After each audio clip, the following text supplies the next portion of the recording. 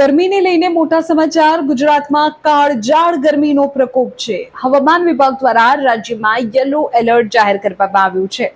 અમદાવાદ સહિતના શહેરોમાં પારો 43 ડિગ્રીને પાર પહોંચવાની શક્યતા છે. ગરમી અને લૂથી બચવા માટે એએમસી દ્વારા, અમદાવાદ મ્યુનિસિપલ કોર્પોરેશન દ્વારા એક ખાસ એડવાઇઝરી પણ જાહેર કરવામાં આવી છે.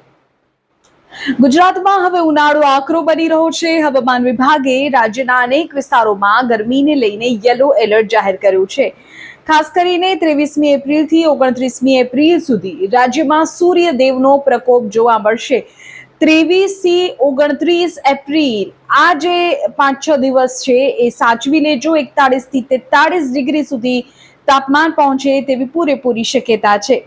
અમદાવાદ મ્યુનિસિપલ કોર્પોરેશન દ્વારા પણ શહેરીજનોને સાવધાન રહેવા માટે અપીલ કરવામાં આવી છે. બપોરના સમયે જ્યારે તડકો સૌથી વધુ હોય ત્યારે બિનજરૂરી બહાર ન નીકળો અને સ્વાસ્થ્યનું ધ્યાન રાખો, આવી સૂચના આપવામાં આવી છે.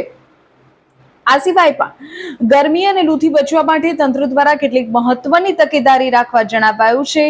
જેમાં સૌથી પહેલું, પૂરતા પ્રમાણમાં પાણી, છાશ, લીંબુ શરબત, નાળિયેર પાણી જેવા પ્રવાહીનું સેવન કરો. આ સિવાય ઘરની બહાર નીકળતી વખતે પાણીની બોટલ સાથે અવશ્ય રાખો.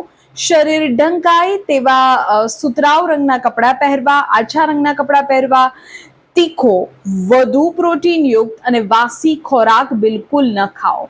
એ તમારી જે ડાયજેશન સિસ્ટમ છે તેને અસર કરી શકે છે. અત્યારે જે પ્રકારે ગરમી છે તમને બીમાર પાડી શકે છે. તાજા ફળોનું સેવન કરો, તાજા શાકભાજી ખાઓ. માથું ઢાંકવા માટે ટોપી, છત્રી કે સ્કાર્ફનો ઉપયોગ કરો.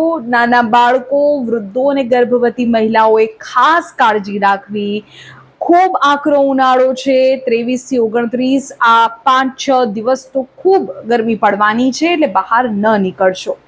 લૂ લાગવાના લક્ષણો જેવા કે વધુ પડતો પરસેવો, ચક્કર આવવું, માથાનો દુખાવો થવો, ઉબકા આવવા આવી સ્થિતિમાં તાત્કાલિક ડોક્ટરની સલાહ લો. સાવધાન રહો અને આકરી ગરમીમાં તમારું, પોતાનું અને તમારા પરિવારનું ધ્યાન રાખો.